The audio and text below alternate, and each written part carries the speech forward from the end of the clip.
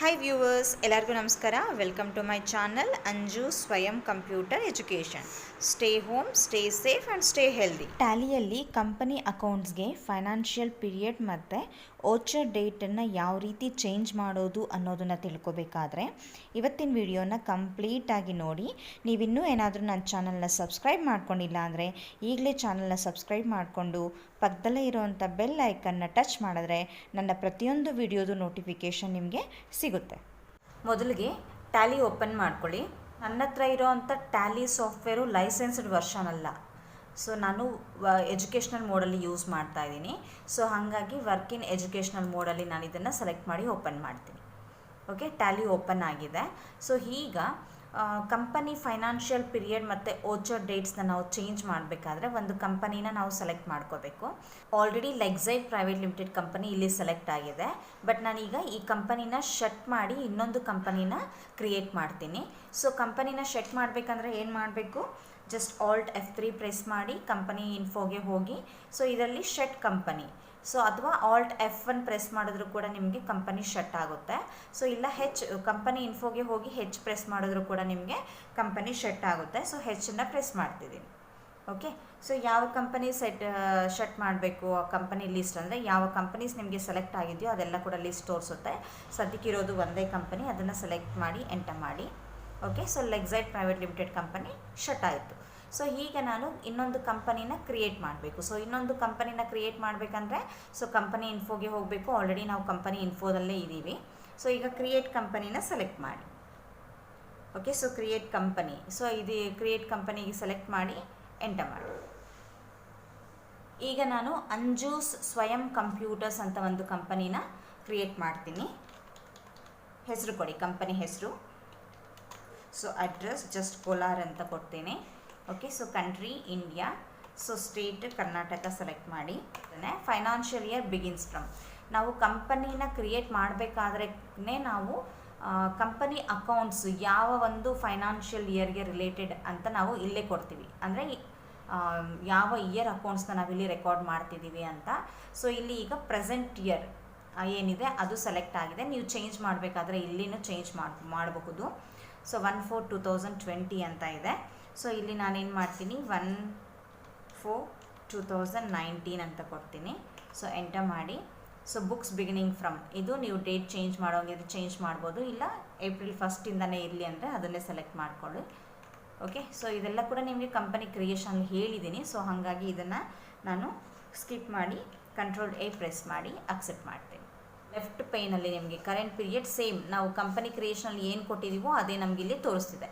So ಒಂದು ವೇಳೆ ನಾವು ಕಂಪನಿ ಕ್ರಿಯೇಷನಲ್ಲಿ ಕೊಟ್ಟಿರೋವಂಥ ಫೈನಾನ್ಷಿಯಲ್ ಪೀರಿಯಡ್ ತಪ್ಪಾಗಿದ್ದು ಮತ್ತೆ ಅದನ್ನು ನಾವು ಚೇಂಜ್ ಮಾಡಬೇಕಂದ್ರೆ ಸೊ ನೀವು ಆಲ್ಟರ್ ಕಂಪನಿಗೆ ಹೋಗಿ ಚೇಂಜ್ ಮಾಡ್ಬೋದು. ಇಲ್ಲ ಒಂದೇ ಸಲ ನೀವಿಲ್ಲಿ ಫೈನಾನ್ಷಿಯಲ್ ಪೀರಿಯಡ್ನ ಚೇಂಜ್ ಮಾಡ್ಬೋದು. Alt F2ನ ನೀವು ಪ್ರೆಸ್ ಮಾಡಿ ಫೈನಾನ್ಷಿಯಲ್ ಪೀರಿಯಡ್ನ ಚೇಂಜ್ ಮಾಡ್ಬೋದು.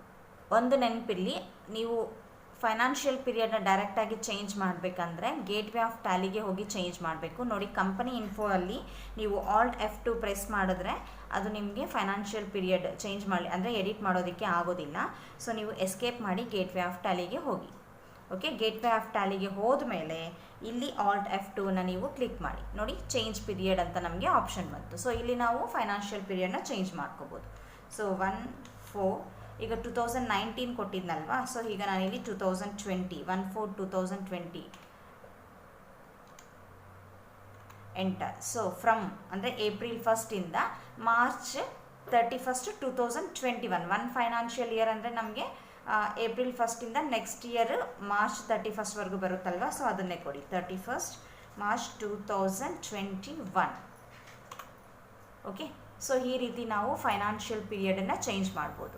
ಸೊ ಫೈನಾನ್ಷಿಯಲ್ ಪೀರಿಯಡ್ನ ಚೇಂಜ್ ಮಾಡಬೇಕಾದ್ರೆ ಗೇಟ್ವೇ ಆಫ್ ಟ್ಯಾಲಿ ಎಲ್ಲಿರಬೇಕು, ಗೇಟ್ವೇ ಆಫ್ ಟ್ಯಾಲಿಗೆ ಹೋಗಿ Alt F2ನ ಪ್ರೆಸ್ ಮಾಡಿದ್ರೆ ಚೇಂಜ್ ಪೀರಿಯಡ್ ಆಪ್ಷನ್ ಬರುತ್ತೆ ನಿಮಗೆ.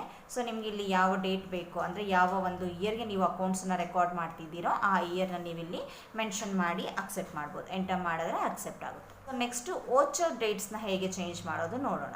ಓಚರ್ಸಲ್ಲಿ ನಾವು ಯಾವ ರೀತಿ ಡೇಟನ್ನು ಚೇಂಜ್ ಮಾಡಬೇಕು ಅಂತ ನೋಡೋದಕ್ಕೆ ಒಂದು 3 ಟ್ರಾನ್ಸಾಕ್ಷನ್ಸ್ನ ನಾನು ಸ್ಯಾಂಪಲ್ ಆಗಿ ಕೊಟ್ಟಿದ್ದೀನಿ. ಅದನ್ನು ನೋಡಿ ಅದಕ್ಕೆ ರಿಲೇಟೆಡ್ ಲೆಡ್ಜರ್ಸ್ನ ಫಸ್ಟ್ ಕ್ರಿಯೇಟ್ ಮಾಡ್ಕೊಳ್ಳಿ. ಫಸ್ಟ್ ಒನ್ನು ಅಂಜು ಸ್ವಯಂ ಕಂಪ್ಯೂಟರ್ಸ್ ಇನ್ವೆಸ್ಟೆಡ್ 5 lakh rupees ಅಂತ ಹಾಕಿದೆ. ಅಂದರೆ ಅವರ ಬಿಸ್ನೆಸ್ಗೆ 5 lakh rupeesನ ಇನ್ವೆಸ್ಟ್ಮೆಂಟ್ ಮಾಡ್ತಿದ್ದಾರೆ. ಸೊ ಇದರಲ್ಲಿ ಇನ್ವೆಸ್ಟ್ಮೆಂಟ್ಗೆ ನಾವು ಲೆಡ್ಜರ್ನ ಕ್ರಿಯೇಟ್ ಮಾಡಬೇಕಲ್ವಾ. ಸೊ ಫಸ್ಟು ಅಕೌಂಟ್ಸ್ ಇನ್ಫೋಗೆ ಹೋಗಿ ಲೆಡ್ಜರ್ಸ್ನ ಕ್ರಿಯೇಟ್ ಮಾಡಿ. ಸೊ ಮಾಸ್ಟರ್ಸಲ್ಲಿ ಅಕೌಂಟ್ಸ್ ಇನ್ಫೋ ಲೆಡ್ಜರ್ಸ್. ಸೊ ಇಲ್ಲಿ ಮಲ್ಟಿಪಲ್ ತಗೊತೀನಿ ನಾನು, multiple create. Okay, under group all items ಇರಲಿ. So name of ledger investment, enter. Under group ಬಂದು ಇನ್ವೆಸ್ಟ್ಮೆಂಟ್ ಯಾವುದ್ರಲ್ಲಿ ಬರುತ್ತೆ, capital account. So capital account select ಮಾಡ್ಕೊಳ್ಳಿ. ಓಕೆ, ಸೊ ನೆಕ್ಸ್ಟ್ ಎರಡನೇ ಟ್ರಾನ್ಸಾಕ್ಷನ್ ನೋಡಿ, ಪೇಯ್ಡ್ ಕ್ಯಾಶ್ ಟುವಾರ್ಡ್ಸ್ ರೆಂಟ್ ಅಂತ ಇದೆ. ಸೊ ಇಲ್ಲಿ ನಾವು ರೆಂಟ್ಗೆ ನಾವು ಲೆಡ್ಜರ್ನ ಕ್ರಿಯೇಟ್ ಮಾಡಬೇಕು. ಸೊ ರೆಂಟ್ ಸೆಲೆಕ್ಟ್ ಮಾಡ್ಕೊಳ್ಳಿ. ಇದು ನಮಗೆ ಏನು ಬರುತ್ತೆ, ಇಂಡೈರೆಕ್ಟ್ ಎಕ್ಸ್ಪೆನ್ಸಸ್ ಅಲ್ಲಿ ಬರುತ್ತೆ. ಇಂಡೈರೆಕ್ಟ್ ಎಕ್ಸ್ಪೆನ್ಸಸ್ನ ಸೆಲೆಕ್ಟ್ ಮಾಡ್ಕೊಳ್ಳಿ. ಅದೇ ರೀತಿ ಮೂರನೇ ಟ್ರಾನ್ಸಾಕ್ಷನಲ್ಲಿ ಎಲೆಕ್ಟ್ರಿಸಿಟಿ ಚಾರ್ಜಸ್. ಸೊ ಇದಕ್ಕೆ ಒಂದು ಲೆಡ್ಜರ್ನ ಕ್ರಿಯೇಟ್ ಮಾಡಿ. ಸೊ ಇದು ಕೂಡ ಇಂಡೈರೆಕ್ಟ್ ಎಕ್ಸ್ಪೆನ್ಸಸ್ ಅಲ್ಲಿ ಬರುತ್ತೆ. ಓಕೆ, ಸೊ ಕಂಟ್ರೋಲ್ ಎ ಮಾಡಿ ಲೆಡ್ಜರ್ಸ್ನ ಅಕ್ಸೆಪ್ಟ್ ಮಾಡಿ. ಸೊ ಈಗ ಎಸ್ಕೇಪ್ ಕೀ ಪ್ರೆಸ್ ಮಾಡಿ ಗೇಟ್ವೇ ಆಫ್ ಟ್ಯಾಲಿಗೆ ಬಂದು ಅಕೌಂಟಿಂಗ್ ಓಚರ್ಸ್ನ ಸೆಲೆಕ್ಟ್ ಮಾಡಿ. ಓಕೆ, ಸೊ ಈಗ receipt number 1. So first voucher receipt number 1. So first ನಾವು ಇನ್ವೆಸ್ಟ್ಮೆಂಟ್ನ ರಿಸೀವ್ ಮಾಡ್ಕೋಬೇಕಲ್ವಾ. ಸೊ ಇಲ್ಲಿ ಕ್ಯಾಶ್. ಸೊ ಕ್ಯಾಶ್ ಅಕೌಂಟ್ ತಗೊಳ್ಳಿ. ಇಲ್ಲಿ ಇನ್ವೆಸ್ಟ್ಮೆಂಟ್ ಸೆಲೆಕ್ಟ್ ಮಾಡಿ, ಲೆಡ್ಜರ್. ಎಷ್ಟು ಅಮೌಂಟ್ ಇನ್ವೆಸ್ಟ್ಮೆಂಟ್ ಮಾಡ್ತಿದ್ದಾರೆ, 5 lakh. ಸೊ 5 lakhನ್ನು ಇಲ್ಲಿ ಟೈಪ್ ಮಾಡಿ. Okay, so 5 lakh. ನಾವು ಫೈನಾನ್ಷಿಯಲ್ ಪೀರಿಯಡ್ ಏನು ಕೊಟ್ಟಿದ್ವಿ, April 1st 2020 to 31st March 2021 ಅಂತ ಕೊಟ್ಟಿದ್ದೀವಿ. ಸೊ ಹಾಗಾಗಿ ನಮಗೆ first voucher date April 1st 2020 ಅಂತ ಅದು ಡಿಫಾಲ್ಟ್ ಆಗಿ ಬಂದಿದೆ. ಸೊ ಈ ವೋಚರ್ ಡೇಟನ್ನು ನೀವು ಚೇಂಜ್ ಮಾಡಬೇಕಂದ್ರೆ F2 ಕೀ ಪ್ರೆಸ್ ಮಾಡಬೇಕು. So just F2 key press ಮಾಡಿ. ನೋಡಿ, ವೋಚರ್ ಡೇಟ್ ಕೇಳ್ತಾ ಇದೆ. ಈ ವೋಚರ್ ಡೇಟು ನೀವು ಎಜುಕೇಷ್ನಲ್ ಮೋಡಲ್ಲಿ 3 ಡೇಟನ್ನು ನೀವು ಚೇಂಜ್ ಮಾಡಲಿಕ್ಕಾಗುತ್ತೆ. ಡೇಟ್ ವೈಸು ನಾವು ಟ್ರಾನ್ಸಾಕ್ಷನ್ಸ್ನ ರೆಕಾರ್ಡ್ ಮಾಡೋದಕ್ಕೆ ಸಾಧ್ಯ ಇಲ್ಲ. ಇದು ಬರೀ ಲರ್ನಿಂಗ್ ಪರ್ಪಸ್ಗೋಸ್ಕರ ಇರೋವಂಥ ಒಂದು ಸಾಫ್ಟ್ವೇರು. ಡೇಟ್ ವೈಸ್ ಟ್ರಾನ್ಸಾಕ್ಷನ್ಸ್ನ ರೆಕಾರ್ಡ್ ಮಾಡಬೇಕಂದ್ರೆ ಕಂಪಲ್ಸರಿ ನಾವು ಲೈಸೆನ್ಸ್ಡ್ ಸಾಫ್ಟ್ವೇರ್ನ ಪರ್ಚೇಸ್ ಮಾಡಬೇಕಾಗುತ್ತೆ. ಬಟ್ ಈಗ ನಾನು ಯೂಸ್ ಮಾಡ್ತಾ ಇರೋದು ಎಜುಕೇಷ್ನಲ್ ಮೋಡ್ ಆಗಿರೋದ್ರಿಂದ ಇದರಲ್ಲಿ ನಾನು ವೋಚರ್ ಡೇಟ್ಸ್ನ ಚೇಂಜ್ ಮಾಡಲಿಕ್ಕಾಗೋದಿಲ್ಲ. ವೋಚರ್ ಡೇಟ್ಸು ನಾವು 3 ಡೇಟ್ಸ್ನಷ್ಟೇ ನಾವು ಎಜುಕೇಷ್ನಲ್ ಮೋಡಲ್ಲಿ ಚೇಂಜ್ ಮಾಡಲಿಕ್ಕಾಗುತ್ತೆ.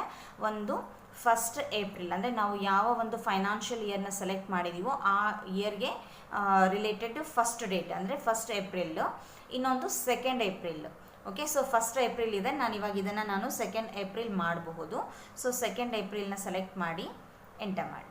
ನೋಡಿ, ಚೇಂಜ್ ಆಗಿದೆ. ಸೊ ಎಂಟರ್ ಮಾಡಿ ಅಕ್ಸೆಪ್ಟ್ ಮಾಡಿ.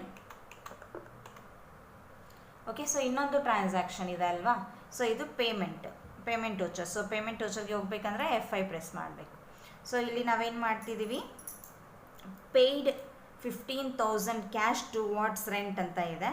ಸೊ ಇಲ್ಲಿ ಅಕೌಂಟ್ ಬಂದುಬಿಟ್ಟು ಕ್ಯಾಶ್ ಅಕೌಂಟ್. ಸೊ ಇಲ್ಲಿ ರೆಂಟನ್ನು ಸೆಲೆಕ್ಟ್ ಮಾಡಿ, ಅಮೌಂಟು 15,000 ಎಂಟರ್. ಈಗ ವೋಚರ್ ಡೇಟನ್ನು ಚೇಂಜ್ ಮಾಡಬೇಕಂದ್ರೆ F2 ಕೀ ಪ್ರೆಸ್ ಮಾಡಬೇಕು. F2 ಪ್ರೆಸ್ ಮಾಡಿ. ನೋಡಿ, ವೋಚರ್ ಡೇಟ್ ಆಟೋಮೆಟಿಕ್ಕಾಗಿ ನಮಗೆ ನೆಕ್ಸ್ಟ್ ಡೇಟ್ ನಮಗೆ ತೋರಿಸುತ್ತೆ. ಸೊ ಲಾಸ್ಟ್ ವೋಚರ್ ಏನಿತ್ತು ನಾವು ಚೇಂಜ್ ಮಾಡಿದ್ದು 2nd April ಇತ್ತು. ಈಗ ನಮಗೆ 3rd April ಇದೆ. ಸೊ ಇವಾಗ ನೀವು ಇದನ್ನು ಅಕ್ಸೆಪ್ಟ್ ಮಾಡಬೇಕಂದ್ರೆ ಎಂಟರ್ ಮಾಡಿ. ಅದು ಅಕ್ಸೆಪ್ಟ್ ಮಾಡೋದಿಲ್ಲ.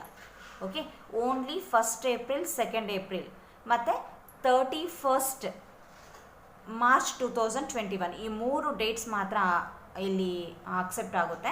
ನೋಡಿ, ಈಗ ನಾನು ಇದನ್ನು 1st April ಮಾಡ್ತೀನಿ. ಸೊ ಈಗ ಎಂಟರ್ ಮಾಡಿ ಅಕ್ಸೆಪ್ಟ್ ಆಯಿತು. ಇದನ್ನು ಅಕ್ಸೆಪ್ಟ್ ಮಾಡಿ. ಓಕೆ, ಸೊ 2 ವೋಚರ್ಸ್ ರೆಕಾರ್ಡ್ ಮಾಡಿದ್ದೀವಲ್ವಾ, ಒಂದು ರೆಸಿಪ್ಟ್ ವೋಚರ್, ಒಂದು ಪೇಮೆಂಟ್ ವೋಚರ್. ಇವಾಗ ನೋಡೋಣ, ನಾವು ಮತ್ತೆ ಹಿಂದೆ ಹೋಗೋಣ. ಸೊ ಪೇಜ್ ಅಪ್ ಮಾಡಿ. ಸೊ ಪೇಮೆಂಟ್ ನಂಬರ್ 1ಗೆ 1st April ಇದೆ, ನಾವು ಹೆಂಗೆ ಕೊಟ್ಟಿದ್ದೀವೋ ಹಾಗೆ ಇದೆ. ಮತ್ತು ಪೇಜ್ ಅಪ್ ಮಾಡಿ. ಪೇಜ್ ಅಪ್ ರೆಸಿಪ್ಟ್ ವೋಚರ್ಗೆ ಹೋಗ್ಬೇಕಲ್ವಾ, ಹೋಗ್ತಾ ಇಲ್ಲ. ಯಾಕೆ ಅಂದರೆ ರೆಸಿಪ್ಟ್ ವೋಚರ್ಗೆ ನಾವು 2nd April ಕೊಟ್ಟಿದ್ದೀವಿ. ಇಲ್ಲಿ ಯೂಸ್ ಮಾಡ್ತಾ ಇರೋದು 1st April. ಅಂದರೆ ನಾವು ಎಜುಕೇಷ್ನಲ್ ಮೋಡಲ್ಲಿ ಎಲ್ಲ ಒಂದು ವೋಚರ್ಸ್ನು ಕೂಡ ಒಂದೇ ಡೇಟಲ್ಲೇ ರೆಕಾರ್ಡ್ ಮಾಡಬೇಕಾಗುತ್ತೆ. ಹಾಗಿದ್ರೇ ನಾವು ಹಿಂದೆ ಮುಂದೆ ನ್ಯಾವಿಗೇಟ್ ಮಾಡಲಿಕ್ಕೆ ಸಾಧ್ಯ ಆಗುತ್ತೆ. ಸೊ ಈಗ ಕರೆಂಟ್ ಡೇಟ್ ಮತ್ತೆ ನಾನು F2ಗೆ ಹೋಗಿಬಿಟ್ಟು 2nd Aprilನ ಸೆಲೆಕ್ಟ್ ಮಾಡ್ತೀನಿ. ಸೊ ಈಗ ಪೇಜ್ ಅಪ್ ಮಾಡಿ, ಅಕ್ಸೆಪ್ಟ್ ಎಸ್. ಓಕೆ, ಪೇಜ್ ಅಪ್ ಮಾಡಿ. ನೋಡಿ ರೆಸಿಪ್ಟ್ ವೋಚರ್ ಓಪನ್ ಆಯಿತು. ಅದೇ ರೀತಿ ಈಗ ಮತ್ತೆ ಇನ್ನೊಂದು ಟ್ರಾನ್ಸಾಕ್ಷನ್ ಇದೆ ಪೇಮೆಂಟ್ ವೋಚರ್, ಅದು ಕೂಡ.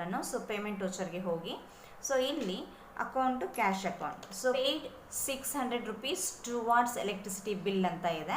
ಸೊ ಇಲ್ಲಿ ಎಲೆಕ್ಟ್ರಿಸಿಟಿ ಬಿಲ್ನ ಸೆಲೆಕ್ಟ್ ಮಾಡ್ಕೊಳ್ಳಿ.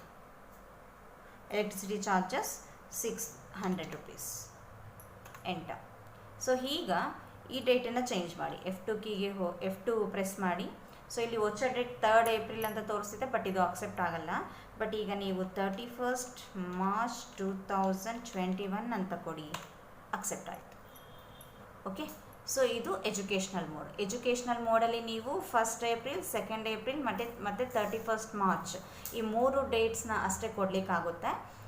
ಬೇರೆ ಯಾವುದು ಡೇಟ್ಸು ಕೂಡ ಕೊಡೋದಕ್ಕೆ ಆಗೋದಿಲ್ಲ. ಸೊ ಹಾಗಾಗಿ ಟ್ಯಾಲಿ ಕಲಿಬೇಕಾದ್ರೆ ಡೇಟ್ಸ್ ಬಗ್ಗೆ ಏನು ಚಿಂತೆ ಮಾಡಬೇಡಿ. ಸೊ ಜಸ್ಟ್ ಒಂದೇ ಡೇಟಲ್ಲಿ, ಅಂದರೆ April 1 ನೀವು ಎಲ್ಲ ಒಂದು ಟ್ರಾನ್ಸಾಕ್ಷನ್ಸ್ನು ರೆಕಾರ್ಡ್ ಮಾಡ್ತಾ ಹೋಗ್ಬೋದು. ಸೊ ಯಾವಾಗ ನೀವು ಲೈಸೆನ್ಸ್ಡ್ ಸಾಫ್ಟ್ವೇರಲ್ಲಿ ವರ್ಕ್ ಮಾಡ್ತಾ ಇರ್ತೀರಾ, ಆವಾಗ ನೀವು ಜಸ್ಟ್ F2 ಕೀನ ಪ್ರೆಸ್ ಮಾಡಿಬಿಟ್ಟು ಪ್ರತಿಯೊಂದು ವೋಚರ್ಗೂ ಕೂಡ ನಿಮಗೆ ಬೇಕಾದ ರೀತಿಯಲ್ಲಿ ನೀವು ಡೇಟ್ಸ್ನ ಎಡಿಟ್ ಮಾಡ್ಕೋಬೋದು. ಇವತ್ತಿನ ವಿಡಿಯೋ ಏನಾದರೂ ನಿಮಗೆ ಇಷ್ಟ ಆದರೆ ಲೈಕ್ ಮಾಡಿ, ಕಮೆಂಟ್ ಮಾಡಿ, ಹಾಗೆ ನಿಮ್ಮ ಫ್ರೆಂಡ್ಸ್ಗೂ ಕೂಡ ಈ ವಿಡಿಯೋನ ಶೇರ್ ಮಾಡಿ. Thank you.